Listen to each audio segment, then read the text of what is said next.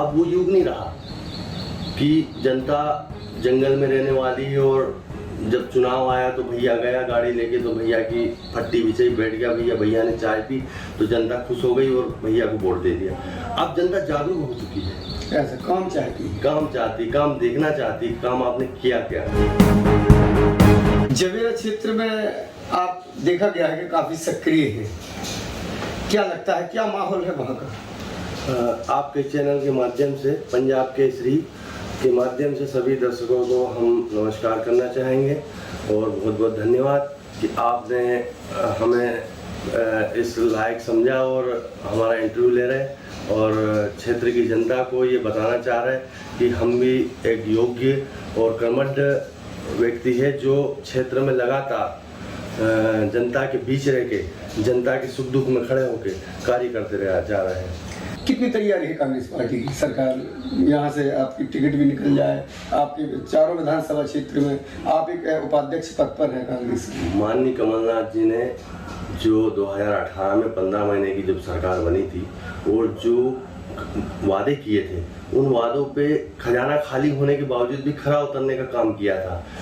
जैसे हमारी गौ माताएं आज रोड पे कई गौ माताएं घूम रही और गाड़ियों में कुचल रही है और जब कांग्रेस सरकार बनी, कांग्रेस पार्टी की सरकार बनी थी तो सबसे पहला काम था कि उनने गौ माता के लिए गौशालाएं बनवाई थी। उनने जो फंड दिया था उसका 1% भी बीजेपी सरकार ने नहीं दिया। आज वो गौशालाओं में ताला डला है, चारा नहीं है, वही स्थिति हो गई वापस जंगल राज वाली।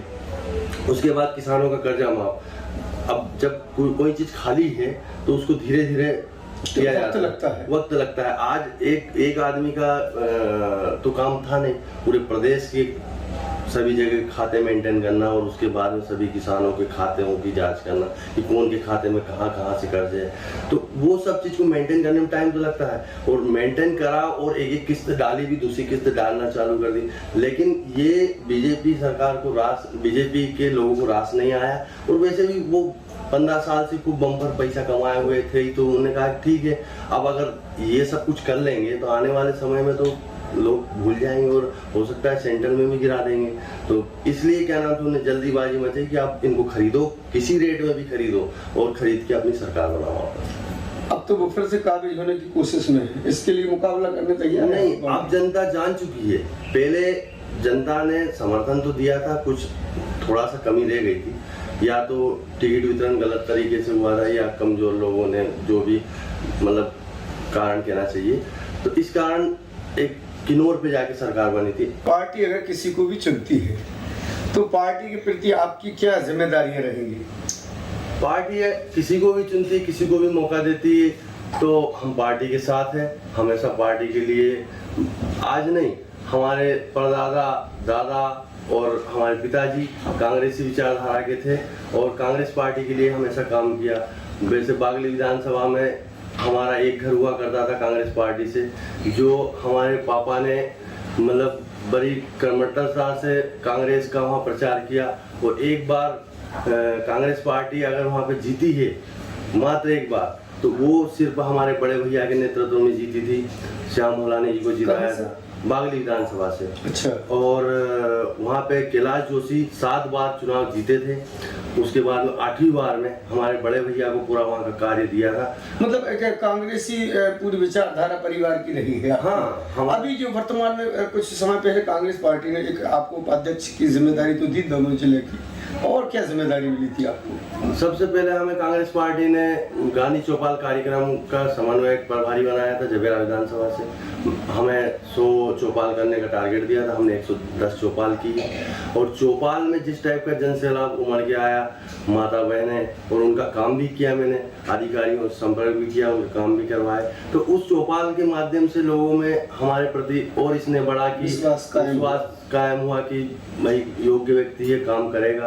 और तो क्या लगता है अगर पार्टी ने जिम्मेदारी दी तो क्या प्राथमिकता होंगी आपके क्षेत्र में? पहले सबसे पहले तो जवेरा विधानसभा जो एक बंजर भूमि के समान हो गई, 15 साल से कोई वहाँ जनप्रतिनिधि अच्छा नहीं आया और 15 साल से वहाँ की जनता को मतलब एक समय था कि कि जब जवेरा विधानसभा की जनता भोपाल जाती थी या कोई भी तहसील कोर्ट कचहरी कहीं भी कार्यालय में जाती थी, कोई भी काम के लिए जाती थी, तो ये जाना जाता था कि जवेरा 56 से आए भैया इनका काम कर दो। लेकिन आज अगर जवेरा 56 का आदमी कहता है कि जवेरा 56 से आए तहसील कोर्ट या कहीं भी जाते हैं, तो जिस विभाग में जाते हैं, मान लो एक छोटा सा प्रमाण पत्र भी बनवाने जाते हैं कि वो कहते थे कि जवेरा 56 से आए, तो अगर 500 रुपये लेना हो तो वो 1000 बोलते हैं, इसलिए उनको पता है कि ऊपर भी जाएगा पैसा। सर हाँ, तो वहाँ तो आपका कहने का मतलब क्या है कि भ्रष्टाचार चरम पर है? भ्रष्टाचार चरम सीमा पर हो गया। और इतना नहीं, वहाँ की जनता इतनी बेहाल है कि जिस टाइम 15 साल पहले जैसे सालूमन जी द्वारा तालाब बनाए गए थे या कोई भी कार्य किए गए थे, उनकी मरम्मत के नाम पे 1 रुपया नहीं। जैसे इस बार से आदमी सब पोल खुलने लगी, पौड़ी डैम टूट गया, अपना बंसीपुर तालाब टूट गया, तो ये सब पोले जैसे जैसे टाइम होता जा रहा है खुलती जा रही है, परतें खुलती जा रही है। परतें खुलती जा रही है। तब इन परतों को ढांपने का कार्य करेगी आपकी अगर पार्टी ने मौका दिया? पार्टी ने मौका दिया तो सबसे पहला तो वहाँ पे जो जातिवाद का जहर घोला हुआ है वो जहर खत्म करना है। दूसरा, जनता की मूलभूत सुविधाएं, वहाँ की जनता बहुत भोली भाली और सीधी सादी जनता है। जवेरा क्षेत्र की आप देखेंगे कि 4 विधानसभा है, हाटा, दमोह, पथरिया, इसमें सर्वे अगर करेंगे तो सबसे ज्यादा अगर भोली भाली सीधी सादी और कभी कुछ नहीं मांगने वाली जनता है तो वो सिर्फ जवेरा विधानसभा की जनता है। मतलब खुद अपना काम करते हैं बेचारे। आदिवासी बहुमूल्य क्षेत्र है, करीब 42,000 आदिवासी और 40,000 लोधी समाज के लोग हैं। बाकी अन्य भी यादव है, 28,000 27,000 हरिजन है। आपकी पहले भी वहाँ पर जैसे प्रताप जी भी सक्रिय रहे, चुनाव भी लड़ चुकी है, तो लगता नहीं कि उस तरफ भी लोगों का रुझान होगा? और अब आप भी कोशिश में हैं और एक ही पार्टी से है आपको। आप पूरे क्षेत्र में घूम के देखेंगे, प्रताप भैया जनपद अध्यक्ष भी रहे, जिला पंचायत सदस्य रहे 2 बार, 5 साल विधायक रहे। पूरे क्षेत्र का आप भ्रमण करेंगे तो आपको कहीं भी एक आधी शिलान्यास दिखेगी क्या कि प्रताप भैया के नाम की लगी हुई है? मतलब शिलान्यास का कोई भी कार्य का कोई भी पत्थर लगा है क्या? कोई भी विकास का कार्य? तो वो तो काम बोलता है आदमी का। आज हम जनता के बीच जाते हैं, बोले 3 बार जिताया था, 3 बार चुनाव लड़े, उसमें से क्या नाम से 1 चुनाव जिताया, 2 बार हार गए, तो बोले अब हमें नए चेहरे पे उम्मीद है और नया चेहरा ही हमें चाहिए। तो क्या हो सकता है कि नया चेहरा गोविंद सिंह भायल भी हो सकता है? हाँ, अगर पार्टी का आशीर्वाद रहा, पार्टी को हम पे भरोसा रहा तो पार्टी के भरोसे पर हम खरे उतरेंगे। और आपको मालूम है भाजपा बड़ी कमर कस के बैठी है और योजनाओं की योजनाएं उन्होंने अभी शिवराज जी ने तो लाडली बहना भी ला दी, इसका असर पड़ेगा आपके क्षेत्र पे? नहीं, शिवराज सिंह जी तो योजना वाली मशीन है। अच्छा, वो अब मशीन में कितनी जल्दी चीजें बनती है, एक आदमी के द्वारा बनाया जाए और एक मशीन द्वारा, तो मशीन तो जल्दी काम करेगी। तो योजना की मशीन है, चाहे जितनी योजनाएं ले आए और जनता का अगर जनता जनार्दन ने अगर मन बना लिया तो वो उसको कोई पलटा नहीं सकता है। ये जनता ही एक ऐसी चीज है कि किसी को बना भी सकती है और किसी को मिटा भी सकती है। तो आपके कहने का मतलब क्या है कि मतलब जनता समझ चुकी है सारी चीज? हाँ, जनता भाई 1 बार 2 बार 3 बार आप जनता को कब तक गोल गोल घुमाते रहोगे? और अब वो युग नहीं रहा कि जनता जंगल में रहने वाली है और जब चुनाव आया तो भैया गया गाड़ी लेके तो भैया की फट्टी बिछाई, बैठ गया भैया ने चाय पी तो जनता खुश हो गई और भैया को वोट दे दिया। अब जनता जागरूक हो चुकी है, ऐसा काम चाहती है, काम देखना चाहती, काम आपने किया क्या। अब जो सरकार बनेगी वो बड़ी मजबूती से और बड़ी बम्पर तरीके से कि आप 22 नहीं 50 भी खरीद लो तो सरकार नहीं गिर सकती है। सुना आपने, 22 नहीं अब 50 आप विधायक भी खरीद लो तो सरकार आने वाली नहीं। ये कहना है दमोह जिले से कांग्रेस उपाध्यक्ष गोविंद सिंह भायल जी का।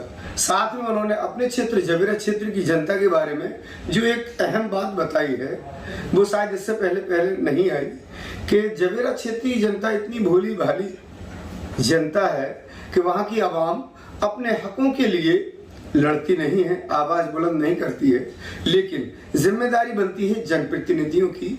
जो अभी तक जो पहले रहे हैं जनप्रतिनिधि, उन्होंने ठीक तरीके से वहां पर अपनी नुमाइंदगी नहीं की है, ऐसा कहना था गोविंद जी का। तो चलिए, अब ये तो वक्त बताएगा कि आने वाले चुनाव में क्षेत्र की जनता अब किस कैंडिडेट को अपने विधायक के रूप में देखती है और किस प्रत्याशी को सर माथे बिठाती है, वो किसको करती है नजरअंदाज। इम्तियाज चिश्ती, पंजाब केसरी, दमोह। हमसे जुड़े रहने के लिए हमारे YouTube चैनल को सब्सक्राइब करें और नई वीडियो की नोटिफिकेशन के लिए बेल आइकॉन को दबाएं। अगर आप ये वीडियो Facebook पर देख रहे हैं तो लाइक जरूर करें और ज्यादा से ज्यादा शेयर करें। धन्यवाद।